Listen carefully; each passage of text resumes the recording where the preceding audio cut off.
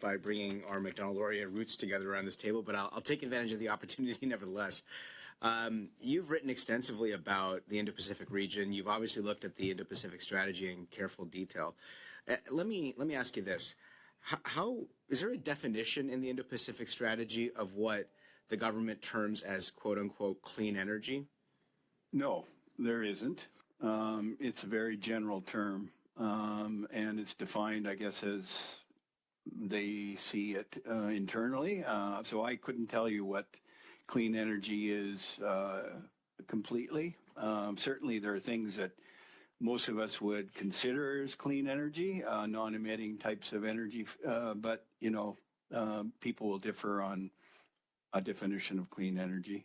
I appreciate that. We've seen, Professor Kucharski, that Europe has had a chance to redefine how it considers clean energy in the wake of Russia's expanded invasion of Ukraine, particularly on things like LNG and nuclear. Would you agree, you've written extensively on Europe as well, but would you agree that that should be an international standard for, or at least the beginning of an international standard for defining what clean energy is? Well, I do agree that if we're going to use a term like clean energy, it needs to be more specifically defined. And I think it should be more inclusive of even hydrocarbons where they are produced responsibly, where measures are taken to reduce emissions, because we're going to have to rely on all forms of energy in order to reach our emissions goals over time. So, yes, I would agree. Well, thank you for that.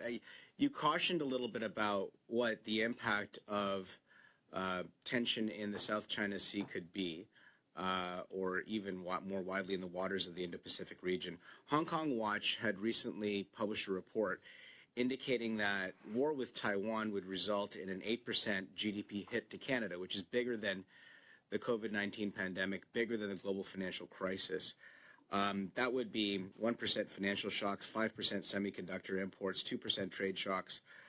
It strikes me that providing stability to the Indo-Pacific region, where you have energy suppliers like Russia leveraging their energy, or China's control and dominance of energy transition technologies, critical minerals, refinery, all that stuff, Canada could play a critical role in offsetting dependence on dictator energy. How important do you think our energy proposition means to the Indo-Pacific region, and therefore ought to be read into the Indo-Pacific strategy? It's absolutely essential in my view, and I think the region will be significantly held back if Canadian energy exports are in any way inhibited to the region. The fact remains that natural gas, in particular LNG, is going to be required in the region to reduce the amount of coal being burned and therefore to reduce emissions. So, LNG as a substitute for coal is very important in their transition policies. A lot of these countries, particularly in ASEAN, are developing countries, and they are not able, or there are geographic reasons why renewables can't be installed immediately. So we're talking about transition that will take place over decades. And so that's going to require a wide range of energy sources.